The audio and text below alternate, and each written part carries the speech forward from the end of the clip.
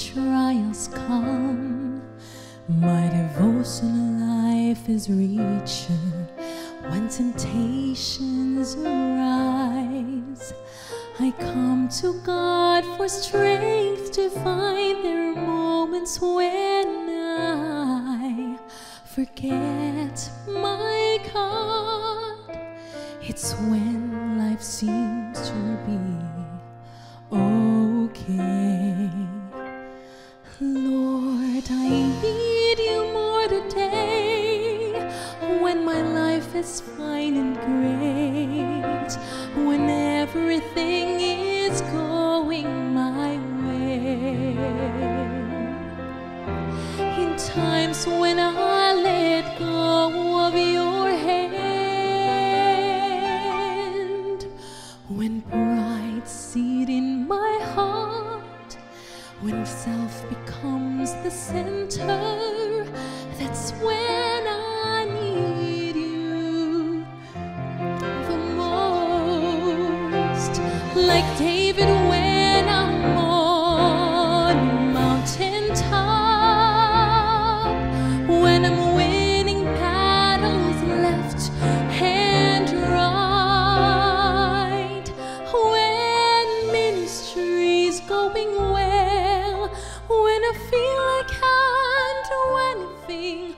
On these moments I'm the most prone to wander. I need you in missions.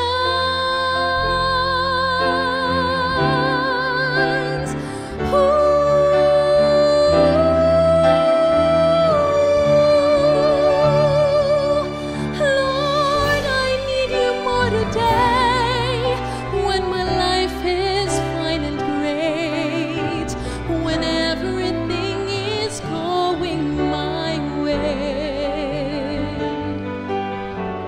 In times when I let go of your hand, when pride seat in my heart, when self becomes the center, that's when I need you the most.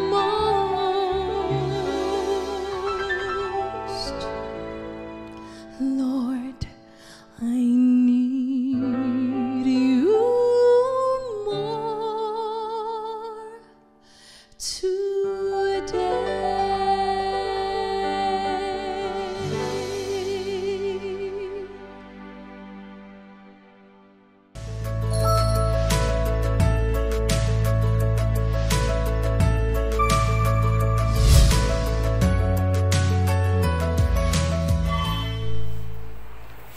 Magandang buhay po sa lahat, lalo na po sa lahat ng nagsusubaybay sa episode na ito gabi-gabi sa pamagitan po ng television, Facebook page at YouTube. Saan dako man po kayo naroon ay nawa po ang pag-iingat at pag-ibig ng ating mahal na Panginoon ay atin pong maranasan.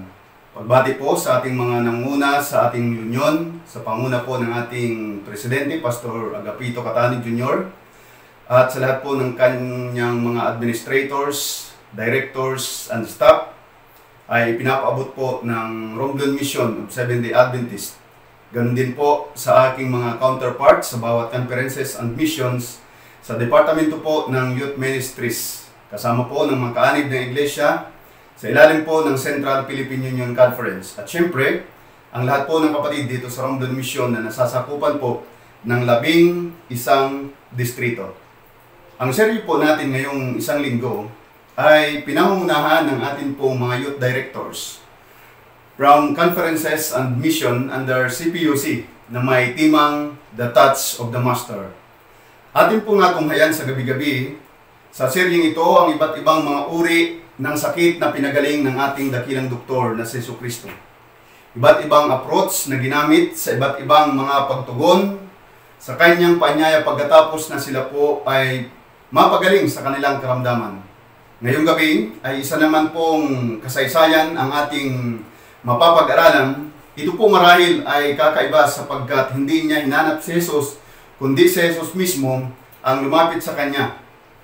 Ito po ay kapana-panabik na pag-aaral. Subalit, bago po tayo magpatuloy, makabubuti na ang atin pong anyayahan, ang panguna ng Banal na Espiritu at ang presensya ng ating Panginoon ay sumatin sa atin pong pag-aaral. Tayo po ay manalangin.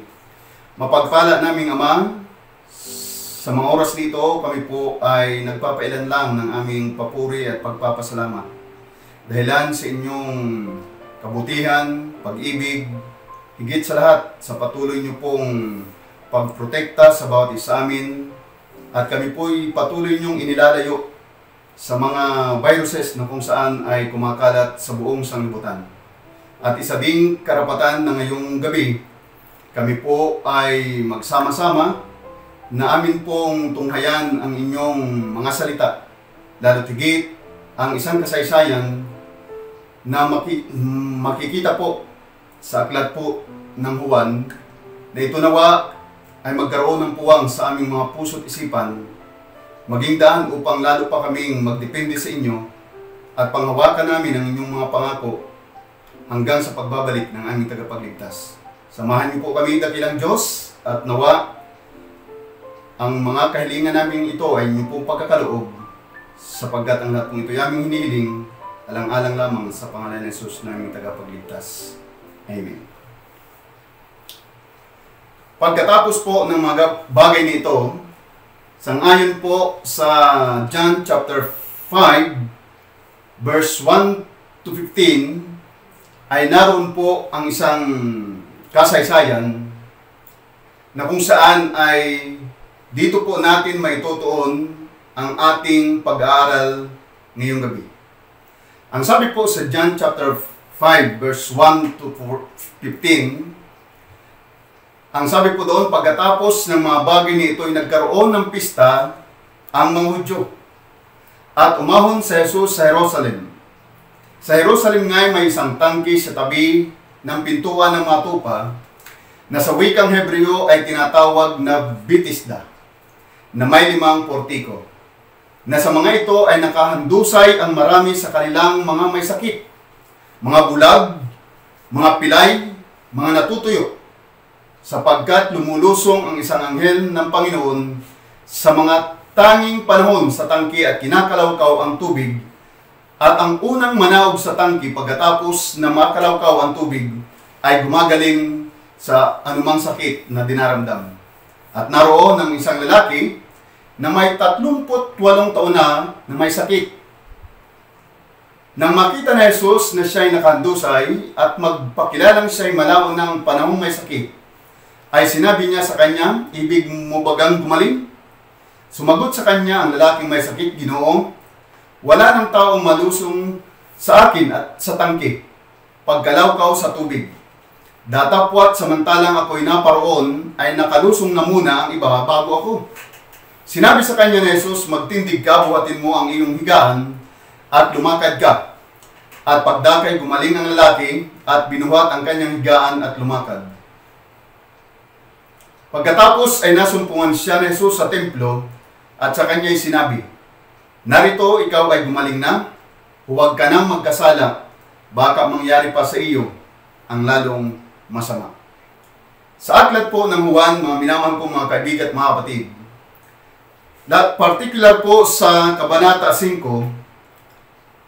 at ang mga talata ay 1 hanggang 15, ay may isang lalaki na lumpo na matagal na panahon na ito po ay kanyang dinaramdam. In our passage, we encounter Jesus and we also heard from the Jewish religious leaders. Ang ating talata ay napakaraming talanghaga na sasabihin po sa atin tungkol sa likas ng tao at atin pong makikita ang ilang mga kahanga-hanga tungkol sa atin pong Panginoon. Ang lalaki po na binanggit sa John chapter 5 ay mayroong seryosong problema.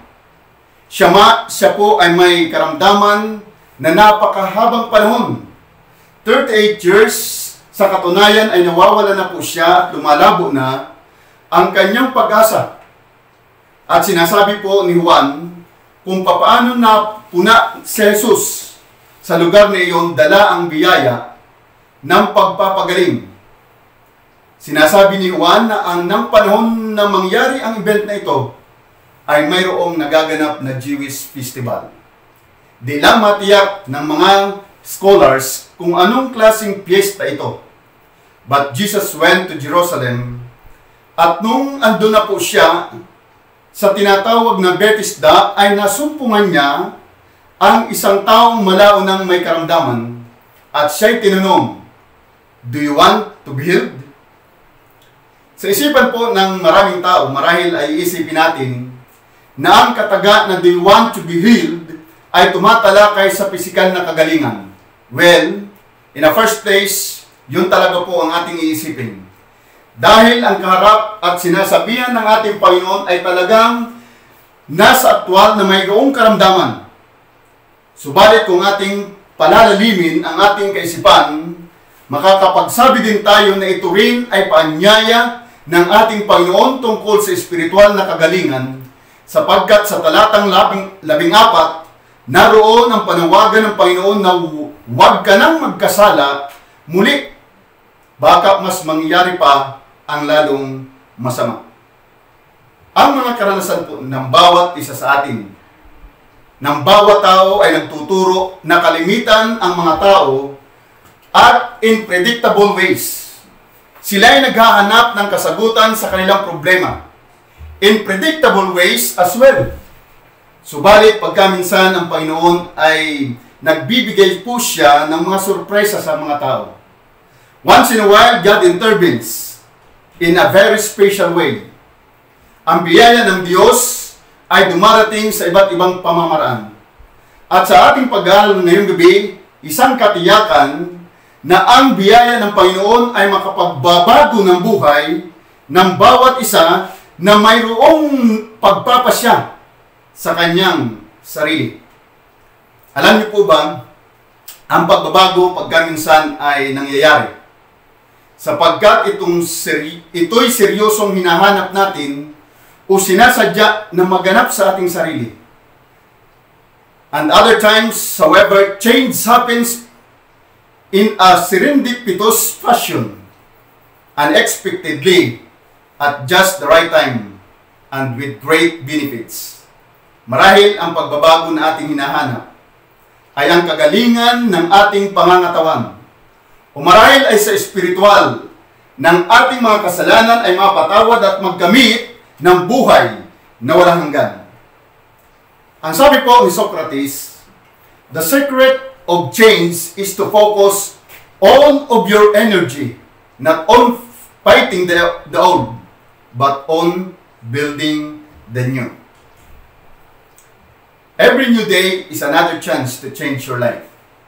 Bawat araw na lumilipas sa atin, bawat araw na dumadaan sa ating buhay, ay tayo po ay mayroong pagkakataon na atin pong baguhin ang atin pong mga buhay. Ang sabi po ni Sir Isaac Newton's first law of motion states, everything continues in a state of rest unless it is compelled to change by forces impressed upon it. Marahil kinakailangan po nating mapagtanto na ang ating sarili ay kailangan din ang pagbabago. Subalit atin ding alalahanin na ang pagbabago na ating hinahangad pagkaminsan ay mahirap abutin. Bakit? Ang pagbabago ay napakahirap sapagkat tayo po ay nakafocus sa negatibo na aspeto ng pagbabago. Sinusunod natin ang maling estratehiya. Subalit si Jesus ay nagbibigay ng paanyaya sa atin. Paanyaya ng pagbabago. We want to stop habits or patterns and focus on what we don't want. Effectively, we want to create the very thing we have. But instead, we usually add more features. Mayroong napakahalagang kasaysayan na naitalo tungkol po sa pagbabago sa aklat po ng Juan. And Jesus has gone up from Cana of Galilee to Jerusalem. It is worthy to note na siya as the Lamb of God na nag-aalis ng kasalanan ng sanlibutan ay pumasok sa isang lungsod and he comes to the pool of Bethesda. at naroon ang lahat ng taong may iba't ibang karamdaman. Sila'y naroon sa pag-aakala na maganap ang kasabihan at paniniwala na sa tuwing kakalawkawin ng anghel ang tubig, sila po ay gagaling. Of course, ito po ay common belief. But it was the last hope for many of these people. Ito po ay walang pinagkaiba sa mga lugar na kung saan ay makikita po natin ngayon, kagaya po ng Lourdes, na ito po ay masusumpungan sa Southern France, na mayroon po doong spa, which marami ang naniniwala na may kapasidad na magpagaling. The Shrine of Guadalupe sa Mexico City ay isa pa rin lugar na kung saan ay marami pong mga tao ang pumupunta hoping for a healing. Gumaling man sila o hindi, ang mga tao ay pumupunta sa paniniwala na may pag-asa upang sila po ay gumaling. Tingnan po natin ang mga pananampalataya ng mga taong ito. Sa pamagitan ng mga kasabayan, wala pang ebidensya na talagang gumagaling, pero ang kanilang pananampalataya ay gayon na lamang. Kumbaga, di matawaran ang kanilang paniniwala. Subalit, ngayong gabi, kung tayo po ay tatanungin, kamusta po tayo? Ano kaya ang magiging katungunan ng bawat isa sa atin kapag ang Panginoon na mismo personal na mag-anyaya sa atin, na magsasabi sa atin, do you want to be healed? Ano kaya ang atin pong magiging katugunan? Jesus moves into the midst of the group. He moved among the blind and the lame. He is drawn to one particular man who had been ill for 38 years. Malinaw na di po binanggit ng banal na kasulatan ang likas ng kanyang karamdaman kung bakit di po siya makapaglakad. Bakit kaya sa dinami-dami ng mga naroon na mayroong mga karamdaman, Jesus chose this man to heal? We are not told, but from a careful study of this man and his condition, we learn much about ourselves. When he was in Jerusalem, Jesus went to the pool of Bethesda, also known as Bethsaida, where a great multitude of sick people gathered. Fittingly, the name Bethesda means house of mercy. It is interesting to consider that out of all these people, Jesus chose to heal one man. Hindi kaya sapagkat alam ng Diyos na siya ay malaon na mayroong sakit for 38 years.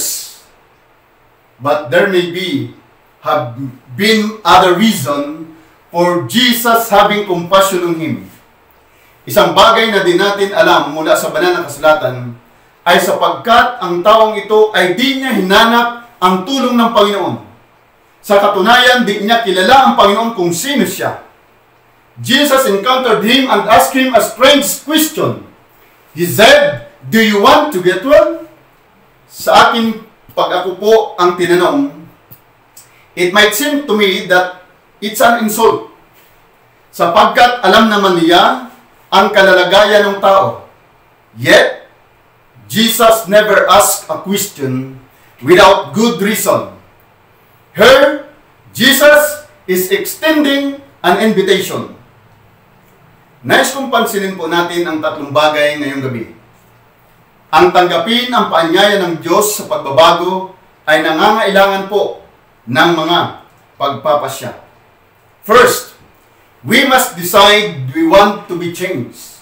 Kinakailangan ng bawat isa sa atin, kung tayo po ay nagnanais na magkaroon ng pagbabago sa ating mga sarili, ay dapat magkaroon tayo ng mga pagpapasya.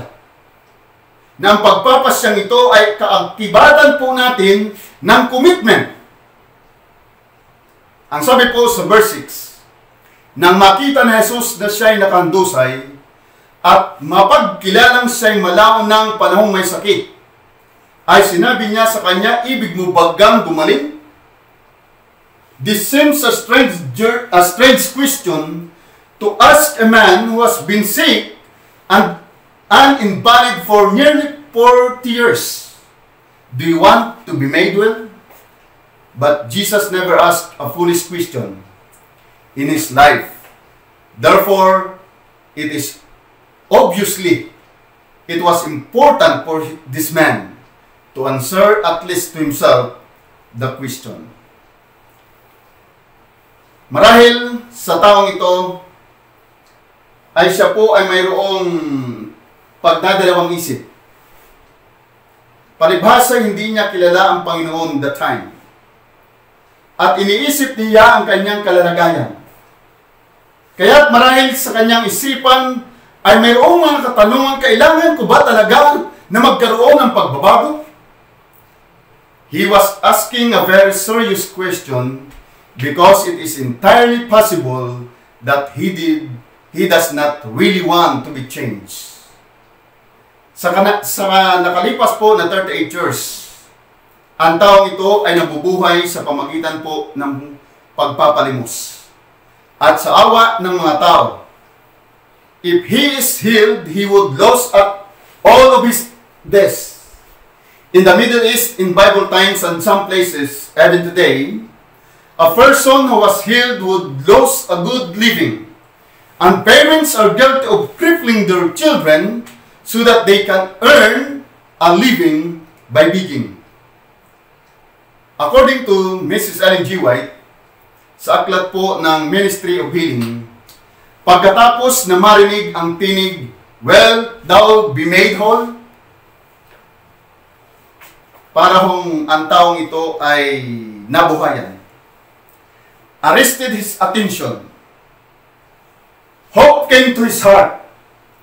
He felt that in some way he was to have help. When someone says, "You have changed," it simply means you have stopped living your life their way. This man, by being healed, would be venturing out in the unknown. He would lose all his present securities. He will have to be responsible for himself. He will have to find work. He will be entering a whole new world. To be healed meant to enter in a completely new life. One with wonderful possibilities, but also with certain amount of risk. After 38 years, he had accepted his condition. He was content now to scratch out his pathetic existence by begging. Being paralyzed was a help, because people felt sorry for him. Now that he has been healed, he will have to work and take on the full responsibilities of life. Si Dave Rayburn ay siya po ay nagwika ng isang story. A disabled Vietnam veteran noong 1960s who did not want to be drafted. So he had all of his step pulled to make himself unfit for military duty. But when he took his physical, he was declared unfit because of his flat feet. I see in this man many people in our own day. Their lives are sick. They are paralyzed in heart and mind. Their lives are dysfunctional, but they have never considered that God might have something far better for them. Hindi nila naisip na marahil kung sila ay nasa pagkandili ng ating Panginoon, ay marahil ay mas mabuti pa ang kanilang buhay kapag ang Panginoon ang siyang nangunguna sa kanilang mga buhay. They have learned to live like this. They don't even know there is something more to life. They have become satisfied just with surviving. They are not seeking God or calling out to Him. It is as though they are sick and are not aware of it. Or if they are aware of it, it seems it's normal to them. Ito'y ating pong makikita kahit sa ating buhay. Kahit sa ating mga churches, we have seen people attend church. They are respectful and seemingly excited about what they are hearing. They are not saved, but they listen to the gospel. But there comes a time when they realize they do not really want to be changed, and they leave. Even after what we are saved, tayo po ay nagpapatuloy sa mga confrontation ng mga issues sa ating mga buhay na kailangan natin ang mabago. Like bitterness, unresolved conflicts, and things that have lie hidden within us for years. The question is, do we really want to change? So the question that Jesus asked the paralyzed man that seemed unnecessary, even ridiculous, was relevant for him and for us. Not only must we decide we want change, but secondly, we must decide to make no more excuses. Ang sabi po sa verse 7, sumagot sa kanya ang lalaking may sakit, Ginoo, wala ng taong maglusong sa akin sa tangke. Pagkalawkaw sa tubig datapot samantalang ako'y naroon ay nakalusong na muna ang iba bago ako. Sa kanyang kalalagayan, mga minamahal kong mga kaibigan at mga kapatid, napakahirap nga naman na palibhasa ay hindi po siya makapaglakad. At marahil yung iba ay mas mabilis sa kanya kahit siya po ay naroon na sa unahan. Handa na po siya na lumusong sa tubig. Subalit dahil siya po ay mahina, dahilan sa kanyang kalalagayan, ay siya po ay nauunahan. Yan ang napakalaking problema ng taong ito. Kaya't marahil ay inabot na siya doon ng 38 years. Notice that he did not answer Jesus' question. Rather, he does not say that he wants to be well. He dismisses Jesus' question and merely complains about this condition. The layman did not answer Jesus' question directly, but rather said that he had no man to place him in the pool when it was disturbed. Dr. William Glasser is founder of Reality Therapy, and during one of his seminars took one main theme. Sabi niya, healthy people do not make excuses. He used as an example the tendency people have to make excuses when they are late for an appointment. They will say traffic was heavy. They got a last-second phone call. A crisis came up at the office, and so on. Dr. Glasser argued that those kinds of excuses cover up the real issue. If you are late, it is because you are incompetent to run your own life. He suggested that instead of making a lame excuse, the next time you are late, simply say, I'm sorry. I guess I am incompetent to run my own life.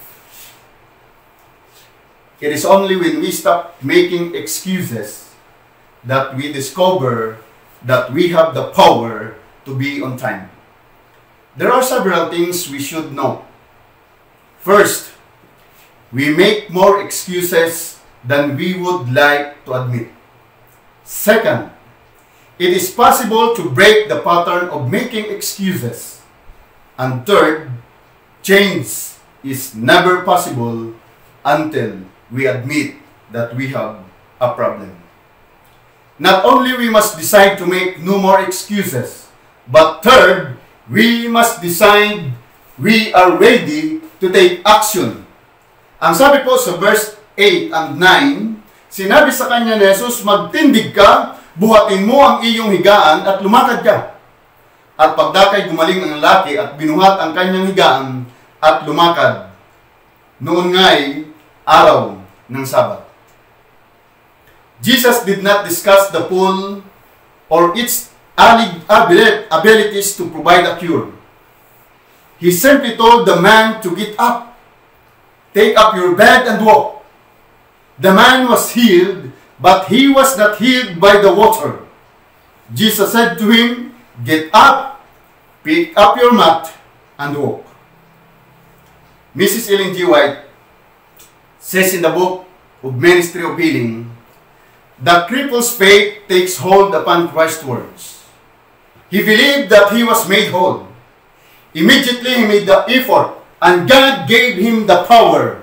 He willed to walk, and he did walk, acting on the word of Christ. He was made whole.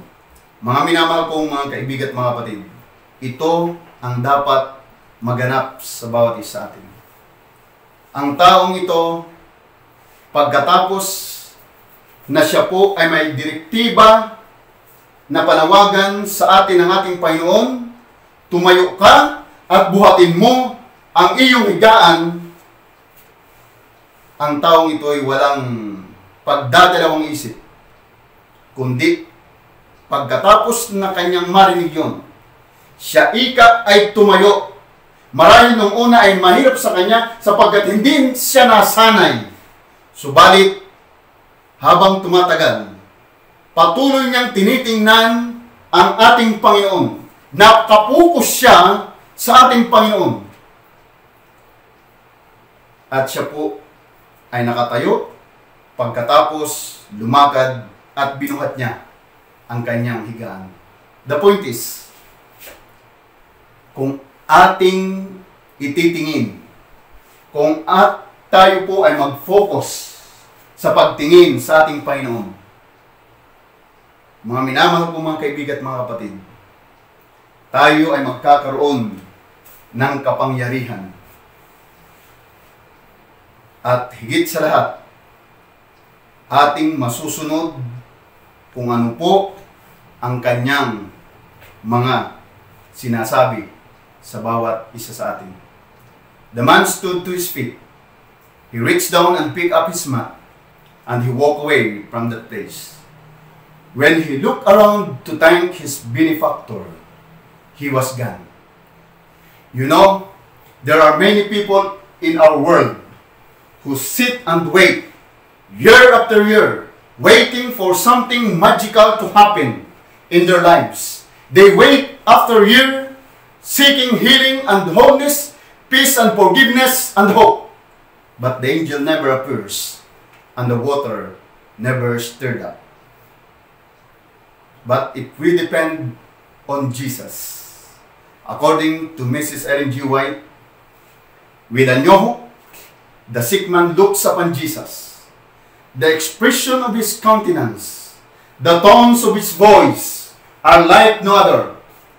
Love power seems to breathe from his very presence. The cripple's faith takes hold upon Christ's word. Without question, he sets his will to obey, and as he does this, his whole body responds. The scripture says that all of us, by nature, are powerless. When it comes to spiritual things, before the Lord intervenes in our lives, we are blind and dead, and enemies of God. But our text this evening reminds us that full provision has been made for our cure by means of a cross and an empty tomb. Our Lord Jesus cured this man, despite the fact that he didn't ask for the healing and didn't know his healer. Obviously, the man now had a choice. He could listen and ignore, listen and hope, or he could listen and obey. Don't we all have that choice? In his words, to take up his bed. Ang Diyos ay nagwika sa kanya at sa lahat na nagnanais ng tunay na pagbabago, isang bagay na napakahalaga: do not make any provision to go back. Many people fail right here. Burn your bridges. Cut off any possibility of going back. According to verse 14 later, Jesus found this man in the temple and said to him, "See, you have been made well. Sin no more." lest a worse thing come upon you. A literal translation of the Greek is, don't keep on sinning. Why was he told to stop sinning? Was this ability really caused by his sin? Whether or not we think that he is implying that this man's original condition was due to his sins, Jesus' warning is that he is not to take his healing for granted. It is also significant to note that when he is told to stop sinning, it is in effect the same as being told to repent. So are you ready to be changed? You can be if you truly want to be. We must decide if we want to be changed. We must decide to make no more excuses. We must decide to act on God's word. There is a very good chance that this individual, with his disability, would have come here until his dying day. It's very likely that if Jesus had not intervened, nothing would have changed for this man. We need to remember that this individual was not searching for Jesus. It seems that Jesus was the farthest thing from his mind. Truth be told, the Lord was searching for him. There is a basic spiritual truth here. On our own, by our own reason or strength, we don't seek the Lord. As a matter of fact, we avoid him. On our own, his word and his ways seem to be foolishness to us, and we cannot understand them. This man's focus was on the pool, rather than on Jesus, the Messiah.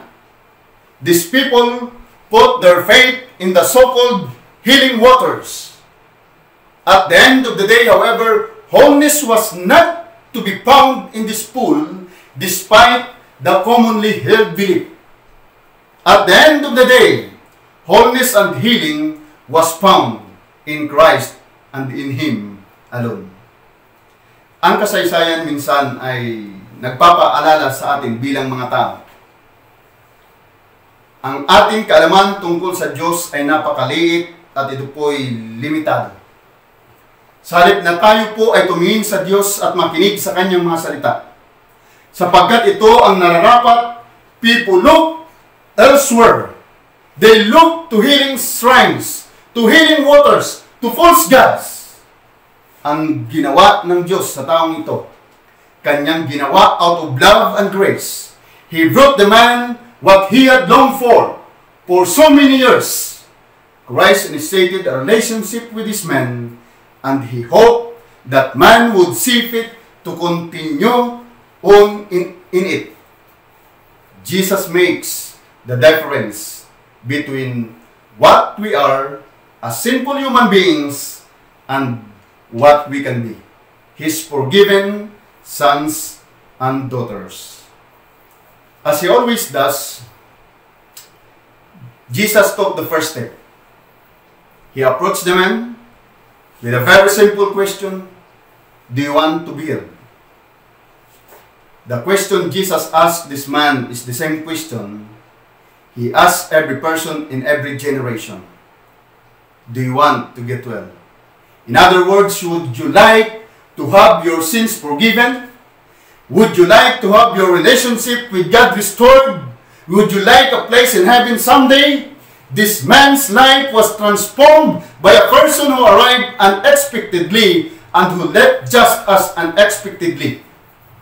The waters of the pool, which for so long he believed were the key to his healing, played no part in what happened.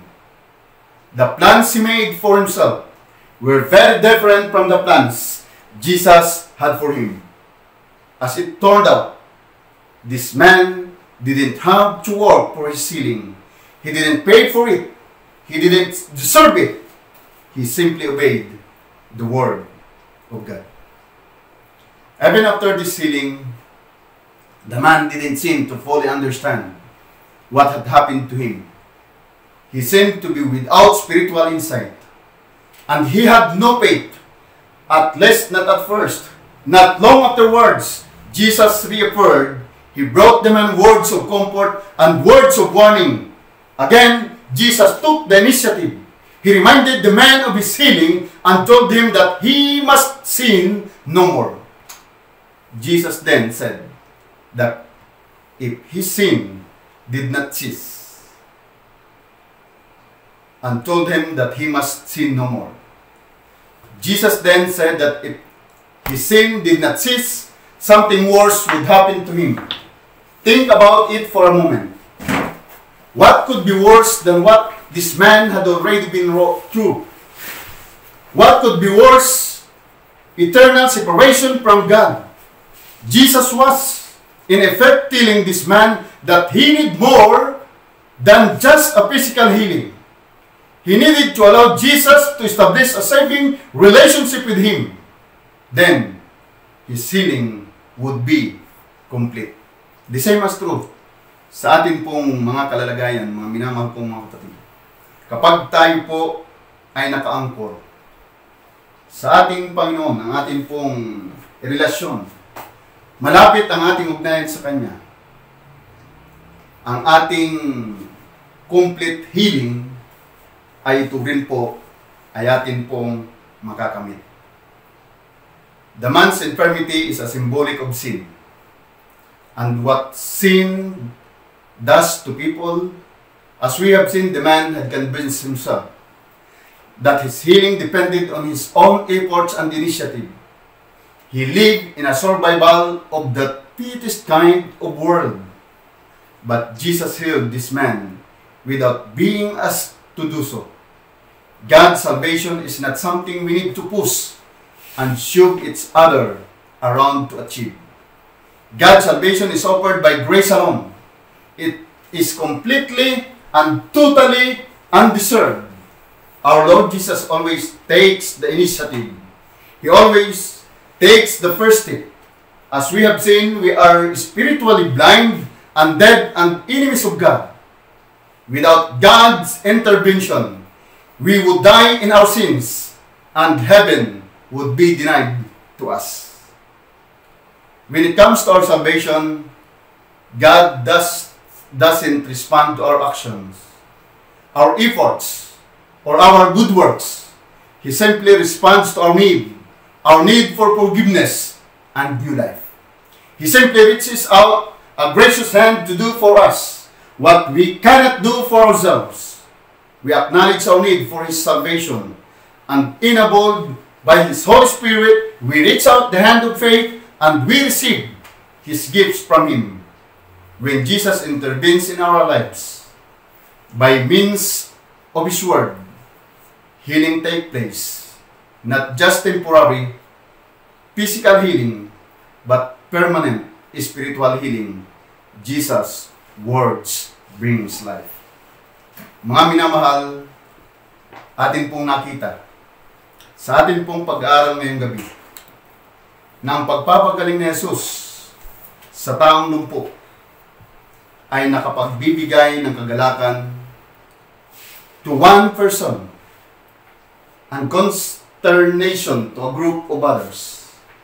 Nakita po natin na tayong lahat ay kailangan at nangangailangan ng ating tagapagligtas. Kailangan ang kagalingan that Jesus provides, healing from the effects of sin through His death on the cross and His resurrection from the dead. We have also seen that too often people look in all the wrong places for this healing. But thankfully, our Lord Jesus always takes the first step in reaching out to us with His salvation. Through His Word, He asks everyone, do you want to be healed? May all of us rejoice in His wonderful salvation and do our best as He enables us to share His blessings with the world. This is my prayer. Tayo po ay manalangin. Dakila at mahabagin naming Ama, ng tahanan po ay nasa mga langit. Kayo na nagmamayari ng aming mga buhay. Minsan pa, Panginoon, ay kami po ay nagpapailan lang ng aming papuri at pagpapasalamat. Batid namin na kayo po'y nangusap sa bawat isa ngayong gabi sa aming mga puso, aming naranasan at nadama ang inyong mga panguna. Tulungan kami, Panginoon, na ang mga butil ng katotohanan na kung saan ay aming narinig ngayong gabi ay magkaroon ng puwang sa aming mga puso at isipan. Maging daan upang lalo pa po kaming magkaroon ng pagdepende sa inyo. Upang aming angkinin ang inyong mga pangako at tulungan kami na maging tapat hanggang sa ikalawang pagbabalik ng aming tagapagligtas. Opo, Panginoon, kung sa aming sarili lamang ay wala po kaming magagawa. Subalit, maraming salamat po sapagkat ang ministeryo ng Banal na Espiritu ay patuloy po naming nararanasan. Dakilang Diyos, nawa, patuloy niyo po kaming gabayan at patuloy kami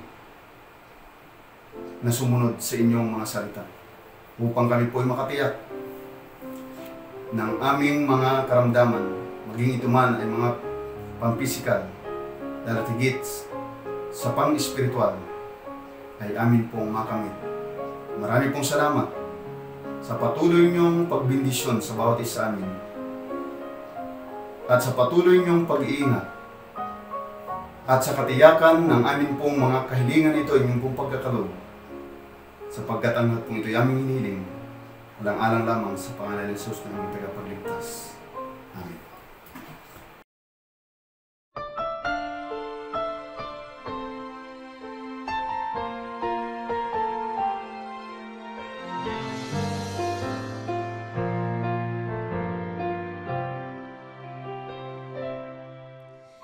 In my life when trials come, my devotional life is richer.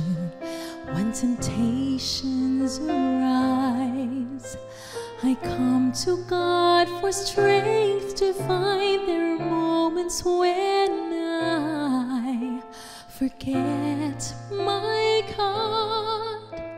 It's when life seems to be okay. Lord, I need you more today. When my life is fine and great, when everything is going my way, in times when I let go of your hand, when pride seat in my heart, when self becomes the center, that's when I need you the most. Like David when I'm on a mountaintop,